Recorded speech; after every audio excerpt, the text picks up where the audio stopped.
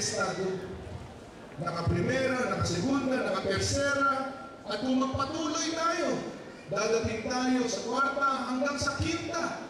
Super bilis na, magiging ang tawag nila first world na tayo. Kabahagi tayo ng mga modernong bansa sa buong daigdig kung magpatuloy tayo sa daang matuwid. Pero kung mali ang pili natin, mali ang driver na ilalagay natin, magmula primera, segunda, tersera, pagdating sa kwarta, ibubulsa, baka hindi tayo makarating sa pangnahunan. Tama? Kaya napakahalaga po na magpatuloy ang ating samahan sa daang matuwid.